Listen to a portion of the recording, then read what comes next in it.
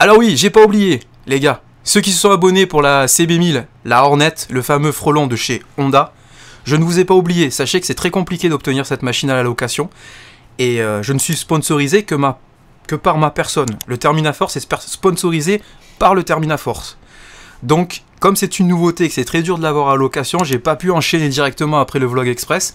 Mais ça va arriver. Sois patient, vous aurez votre essai complet en long, large, en travers, en biais, en longitudinal, en circonflexe, tout ce que tu veux, de la CB1000 Honda, la Hornet. Voilà, et j'espère avoir à laisser la même version que j'ai eue pendant le Vlog Express, c'est-à-dire en version SP. Voilà, ce serait mon souhait. Après, si j'ai la version standard, on fera avec la version standard. Et peut-être quelque part, c'est pas plus mal. Ça permet de voir aussi ce que la version standard, elle a dans le sac pour 10 500 €, tu vois. Hein, si les suspensions, elles sont à la hauteur. Faut le savoir. Hein, voilà. Donc, ne vous inquiétez pas. Mais là, pour l'instant, on est parti pour 3 choses indispensables. Hop là. 3 entretiens essentiels que tout bon motard qui se respecte doit savoir faire. Donc, vidéo d'utilité publique, mes petites poulettes. Hein, c'est parti. Go. Qu'est-ce qui te prend, ton de force? Oh Seigneur, la Super Duke 2.0. Oh, merci, merci, oh, merci pour cette putain de bécane.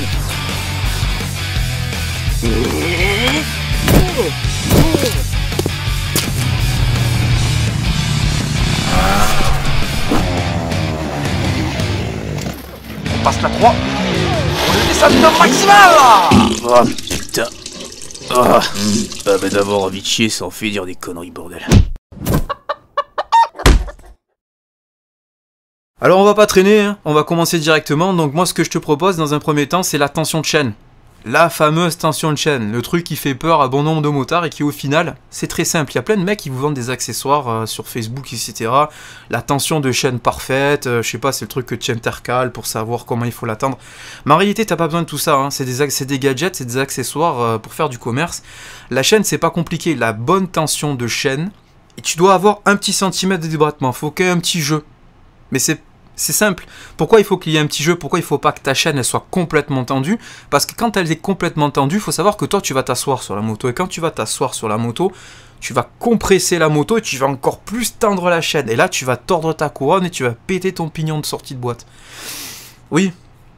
C'est pour ça qu'il faut laisser un léger jeu de fonctionnement. Alors pour ce fait, je vais le faire sur la Duke 790. De chez KTM, la Low Master de mon pote le J-Dread.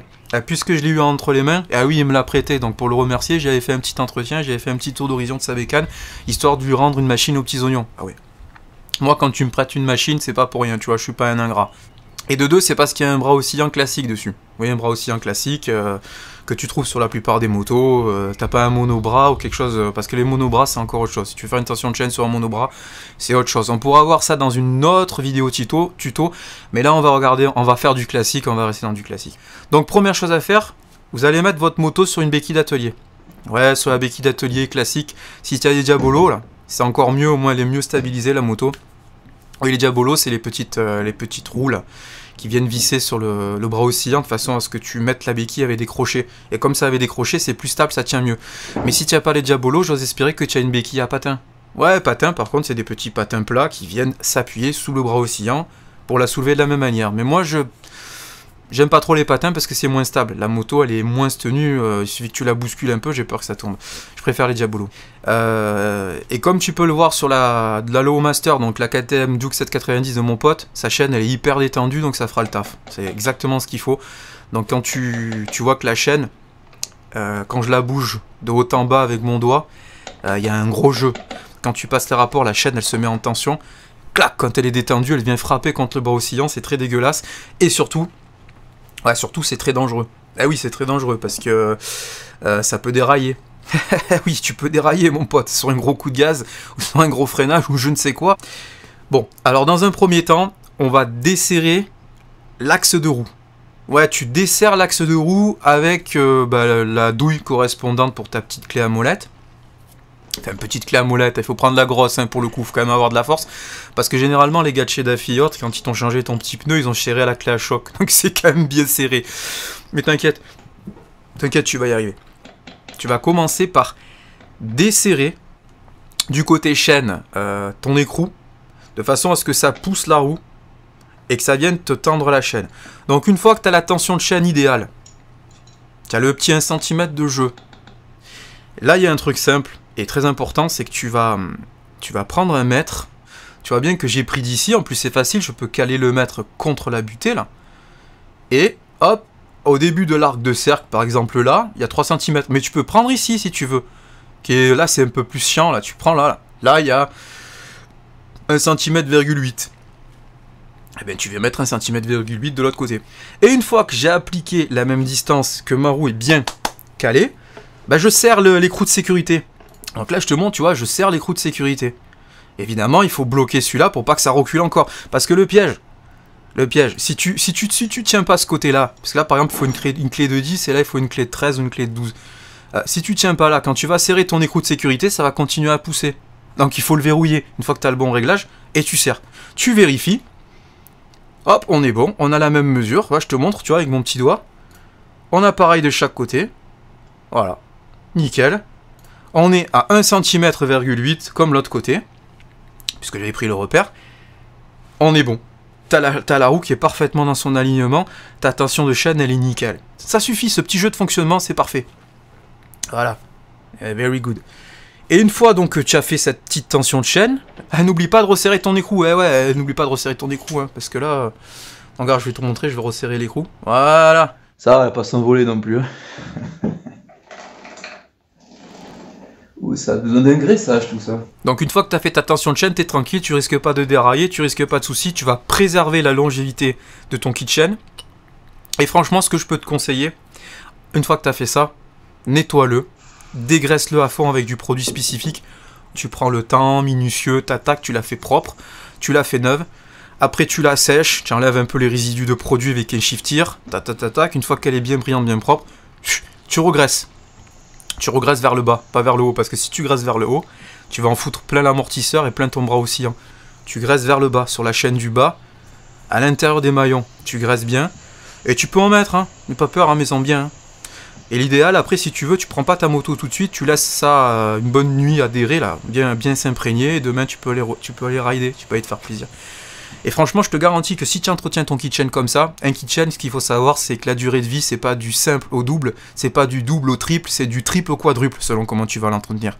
Je te le garantis, ça c'est avec l'expérience qui parle. Même un kit chain d'une grosse Super Duke avec son 1290 et ses 15 mkg de couple, tu peux le faire durer 30 000 de kit chain, même en faisant de la piste. Je te prends les paris, mon pote, c'est validé, certifié. C'est comment tu vas le graisser, comment tu vas l'entretenir. C'est du simple au triple. Et graissage de chaîne, moi je vous le conseille tous les 500 à 800 km. Et moi personnellement, je ne gagne pas de fric là-dessus. Moi je vous conseillerais la Ippon. C'est la meilleure. Il y a du téflon, il y a tout ce qu'il faut. Pour moi, c'est la meilleure. J'en ai essayé des kilos des graisses de chaîne, des kilos, tout ce que tu veux. La meilleure, c'est la Ippon. Je m'en fous à Ippon, je suis pas là pour en faire la promo. Il y a des produits Ippon que j'aime pas du tout. Hein. Donc là, tu peux y aller. Ippon, en plus, le rapport qualité-prix, il est excellent. Surtout si tu prends sur Amazon. Voilà. Ça fait partie de l'entretien que tout bon motard doit savoir obligatoirement faire. C'est la base. Une fois que votre tension de chaîne et son petit graissage et son petit entretien est terminé, nous allons penser à quelque chose que j'estime être essentiel aussi, c'est la purge des liquides de frein. Ah, c'est la base. Si tu veux garder un excellent feeling, si tu veux garder du mordant, donc et de la précision, etc., c'est tous les ans. D'autant plus si tu as du DOT 5.1. Alors le DOT 5.1, en comparaison au DOT 4, qu'est-ce que c'est? Le DOT 4 et le DOT 5.1 sont deux liquides à base de glycol. Ok, à ne pas confondre, comme il te le dit, avec le DOT 5, qui lui est à base de silicone, donc incompatible. C'est-à-dire que si dans ton système de frein, tu as du DOT 4, tu peux mélanger du DOT 5.1 sans souci, tu ne risques absolument rien. Ils sont miscibles entre eux. Mais voilà, enfin, évidemment, vu qu'on va faire une purge complète du système de frein, je vais te conseiller de passer sur du DOT 5.1. Et pourquoi? C'est très simple, le DOT 5.1 résiste mieux à l'ébullition, que ce soit sèche ou humide. Pour faire simple, il résiste mieux à la température. Donc il est plus adapté à une conduite musclée, à une conduite sportive. Tu vas conserver un très bon feeling, tu vas conserver du mordant plus longtemps dans un col de montagne, dans une descente où tes freins vont être énormément en charge, où tu vas énormément les solliciter, tu vas conserver un meilleur freinage. ChatGPT confirme ce que je te dis, il te dit pourquoi le DOT 5.1 est souvent meilleur pour une moto. Il supporte mieux les montées en température dues au freinage répété, col, piste, arsouille. Sa viscosité plus fluide optimise le comportement du freinage, surtout à froid. Donc il sera plus efficace rapidement. Il permet de garder un feeling plus constant à la poignée, levier, même quand ça chauffe. C'est que du positif et ça coûte guère plus cher. Il continue en te disant, ce qu'il faut savoir, c'est que le DOT 5.1 est plus hygroscopique. Je vais y arriver. Ça veut dire qu'il absorbe plus rapidement l'humidité de l'air, donc il vieillit plus vite. Et il faut le remplacer plus souvent. Lui, il te conseille tous les 1 à 2 ans. Moi, je te conseille impérativement tous les ans. Voilà, maintenant, si tu le fais tous les 2 ans, tu n'es pas en danger, mais tu vas perdre en feeling. Voilà, donc en résumé, si tu roules fort en montagne ou sur route sinueuse, ou que tu veux le top en termes de constance et de sécurité, le DOT 5.1 est un très bon choix, surtout avec les mètres cylindres performance, comme les Akosato. Akosato que nous allons voir dans une prochaine vidéo, c'est ce que j'ai monté sur ma GasGas SM700. Donc, on va être encore dans le freinage dans les prochaines vidéos qui vont venir. Mais avant ça, je te promets d'essayer la CD1000 Hornet. Ça, je te l'ai promis, ça va se faire. Ah ouais, je te l'ai promis à toi aussi, et je l'ai promis à la mademoiselle là-bas derrière, donc elle attend ça de feu. Parce que mademoiselle qui roule en 1000, il y en a plus que ce qu'on croit, elle attend, elle est sur les dents, là. Elle a l'écrou, elle est comme ça, elle veut savoir si c'est une bonne moto. De toute façon, si tu as vu ma première vidéo Vlog Express, tu sais que je suis en folie dessus, donc à mon avis, tu seras pas déçu. Voilà, nous allons faire une purge par le bas, tout simplement. C'est la plus facile, c'est la plus efficace et c'est la plus rapide. Qu'est-ce que c'est une purge par le bas? Ben, c'est simple, c'est-à-dire que tu vas devoir desserrer la vis de purge sur ton étrier de frein afin d'extraire le liquide sale, le liquide vieillissant. Ok? Mais pour que ce soit plus rapide et que ce soit plus facile, dans un premier temps, tu vas ouvrir ton bocal de liquide de frein, qui est bien noir et bien sale avec son ancien liquide. Tu vas l'extraire avec une petite seringue. Et ouais, comme ça, t'as pas à tout passer en bas, tu vois. Déjà, t'enlèves. Tu enlèves pas tout complètement, tu laisses un léger fond pour pas faire rentrer de l'air, ok? Un léger petit fond, ça suffira. Une fois que tu as laissé ton petit fond, tu prends ta bouteille de DOT, neuve, donc de DOT 5.1, et regarde la petite astuce que je te donne, elle est toute con, mais elle vaut ce qu'elle vaut. Et pas des moindres. Tu fais un petit trou dans le plastique de protection, le plastique de scellage.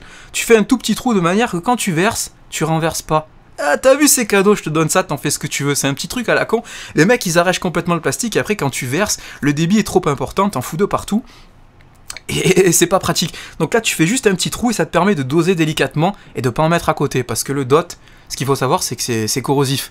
Et comme c'est corrosif, si tu en renverses un petit peu à droite à gauche, tu risques de faire des petites taches et des petits trous sur ta carrosserie ou ailleurs. C'est pas, puis ça pègue et c'est pas agréable. Vaut mieux pas renverser, tu vois, vaut mieux pas foutre du pognon par terre si tu veux.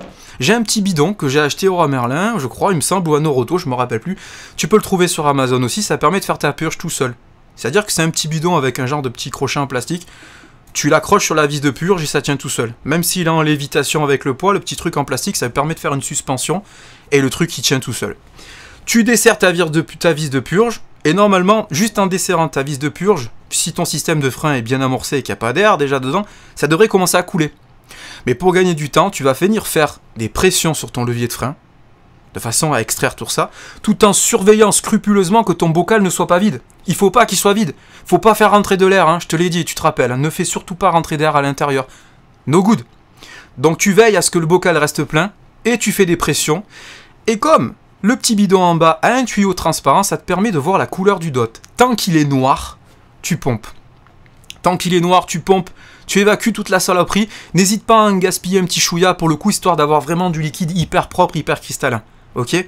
Dès que c'est transparent, tu serres, tu resserres ta vis de purge. Alors la vis de purge, ne serrez surtout pas comme des dromadaires.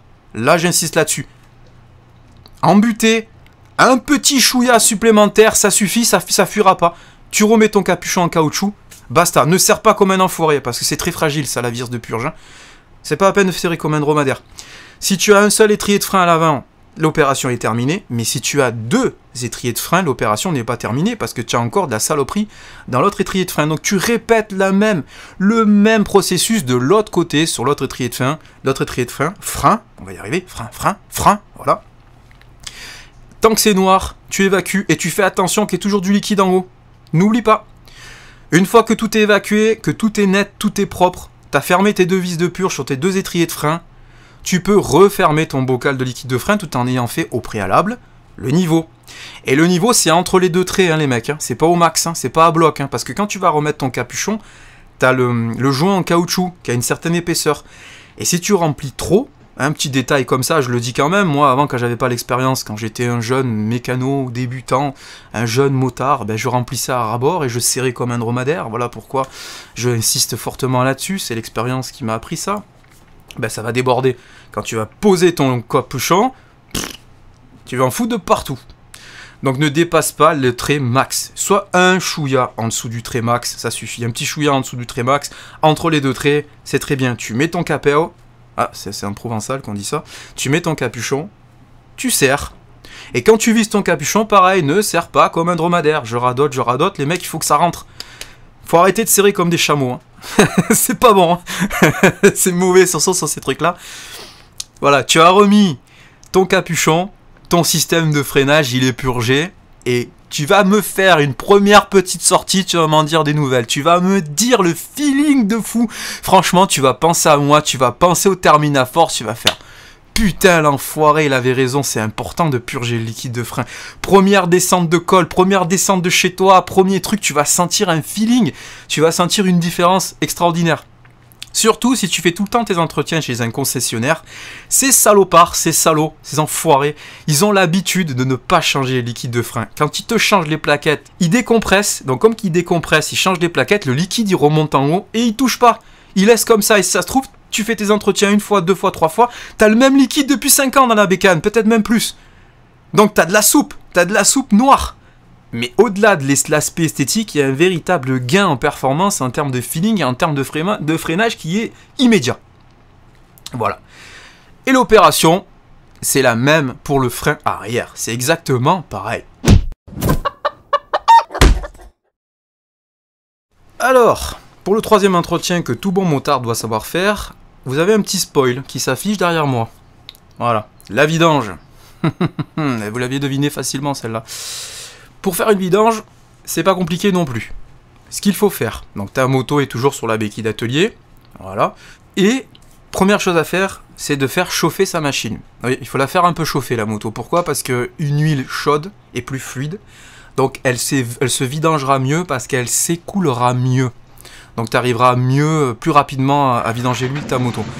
Mais c'est pas la peine de la faire chauffer en température de fou, tu vois, jusqu'à ce que le ventilateur il se déclenche. Parce qu'après, quand tu vas desserrer ta vis, tu vas te brûler surtout. Et voilà, ça sert à rien. Et surtout, fais ça dans un atelier ouvert. Hein. Fais pas chauffer ta moto dans ton garage fermé parce que tu vas t'intoxiquer avec les gaz d'échappement, à mon ami. Ah oui, je préfère le dire parce que il y en a, ils vont pas réfléchir à ça, ils vont se faire un petit shoot à l'essence là. Ça va leur faire tout drôle. Une fois que ta moto est chaude, tu coupes le contact. Tu vas venir dévisser la vis de remplissage d'huile, de manière à ce que ça fasse un appel d'air. Parce que si la vis de remplissage d'huile est encore vissée, ça va avoir du mal à descendre. Tu vois, c'est comme quand tu bois bouteille Volvic. Il faut que l'air puisse remplacer le liquide. Ouais, je te fais les bruitages et tout, t'as vu? Enfin, c'est des bruitages un peu ambivalents. On pourrait croire que c'est que j'étais entraîné à d'autres types de bruitages dans ma carrière. Hein. Sur d'autres thèmes. Tu mets ton bac de vidange sous ta moto, tu dévisses ta vis de vidange, donc il faut savoir la repérer, parce qu'entre la vis de vidange, tu as aussi des vis de crépine. On va les nettoyer aussi, les crépines. Ah, qu'est-ce que c'est une crépine? Une crépine, c'est un genre de pré-filtre. Un genre de pré-filtre en métal ou en alu, enfin un genre de truc en maille là, qui te permet de filtrer les grosses impuretés avant ton filtre à huile. Voilà, c'est pour éviter que ton filtre à huile se chope toutes les grosses merdes, tu vois. Il y a des marques qui te vendent des kits de vidange où tu remplaces les crépines, tu les jettes.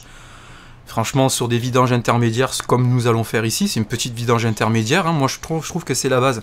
Ça engage que moi. Je trouve que les cycles de vidange mis en place par les constructeurs sont trop espacés. C'est trop éloigné. Avant, ils étaient à 8000 km, après ils sont passés à 10 000, maintenant ils sont à 15 000. Donc ils veulent mettre en avant la fiabilité de leur moteur, etc. Alors certes, la qualité des huiles a énormément progressé ces dernières années, Personnellement, je suis trop maniaque pour leur faire confiance à ce point-là, et je préfère prendre soin de mon véhicule, je veux toujours de l'huile neuve. Surtout si tu fais un peu de piste ou si tu roules un peu gras, selon les conditions climatiques, s'il fait très chaud, que tu mets ton moteur en contrainte. Si tu veux garder ton moteur flambant neuf jusqu'à 50 000, 60 000, 70 000, avec des performances constantes, tous les 5000 km. Surtout avec des moulins, des 1000 cm3, des 1300 comme la Super Duke, et même le moulin de cette fameuse 790 sur laquelle nous allons faire la vidange. Ça prend beaucoup de tours, il y a énormément de contraintes, bref, je radote. Pour moi, c'est tous les 5000 km. Par contre, t'es pas obligé de changer le filtre à chaque fois. Le filtre, lui, si tu le changes tous les 15 000, ça va. Et moi, personnellement, je vous conseillerais de respecter scrupuleusement la viscosité qui est conseillée par votre constructeur. C'est ce qui est le plus adapté à votre moteur, ça a été étudié pour. Maintenant, si tu veux jouer un petit peu le mec un peu plus fin et un peu plus pilote et un peu plus pistard, moi je te conseillerais de la 1060. Surtout si tu habites dans le sud, qui fait chaud, 100% synthétique à base d'ester, tu mets de la 1060. C'est ce qu'il y a de mieux. Parce que, pourquoi? Je pense que tu comprends comment ça fonctionne. 10, c'est la viscosité à froid. C'est-à-dire que plus le chiffre il est bas, ça veut dire qu'elle va être opérationnelle rapidement quand il fait froid. Et le chiffre 60, plus il est élevé, plus le film d'huile, les propriétés d'huile vont être conservées à chaud. C'est-à-dire que plus il va faire chaud, l'huile ne va pas se dégrader, elle ne va pas se détériorer, elle va rester en contact avec les éléments mécaniques, avec le piston, avec le cylindre. Le film d'huile ne va pas se déchirer. Donc s'il se déchire, t'as l'acier contre acier qui vient être en contact, tu vois. Donc même s'il fait 45 degrés en plein été que tu arsouilles, avec de la 60, parce qu'il n'y a pas plus que de la 1060, me semble-t-il, tu crains rien. Tu enlèves ton huile usagée, tu la mets dans un vieux bidon, ouais, et il faut la recycler. Hein. Ouais, ne jette pas ça chez ton voisin, ou dans la forêt, ou... ça, d'accord. Ça, tu la ramènes en déchetterie. Hein. C'est extrêmement polluant, les mecs, hein, déconnez pas avec ça. Ah, c'est au poil de popotin de chat. Pas de gaspillage d'espace, les gars. Donc tu récupères ton huile usagée, tu remets ta vis de vidange sur ton carter, t'as remis tes crépines, ton moteur est fermé. Et là, tu vas venir faire le niveau d'huile. Donc combien il y a d'huile qui rentre dans cette 790, je m'en rappelle plus. Je vais vous le mettre, là je sais plus où on l'enregistre. On s'en fout. Respectez votre... là c'est généraliste. Respectez ce qu'on vous préconise au litre près. Ok.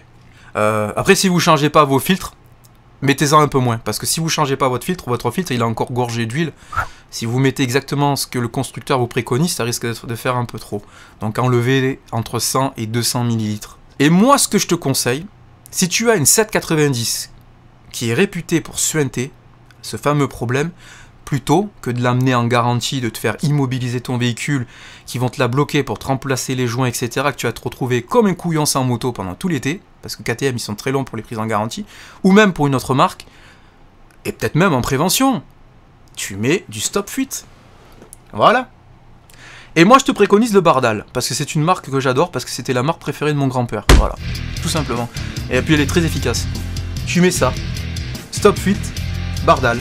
Ça fonctionne pour tous les moteurs, ça n'altère pas l'embrayage, parce que l'embrayage est à bain d'huile sur les motos, ça n'altère rien du tout, et c'est hyper efficace, et fini les suintements, pas besoin d'aller en garantie, je te promets que ça marche. Un petit bonus que tu vas pouvoir ajouter, la petite cerise sur le gâteau, voilà, parce que tu as vu derrière là, il y a une autre fiole, celle-ci, voilà, tu la vois celle-ci, Bardal, toujours pareil, c'est une marque que j'adore, nettoyant injecteur.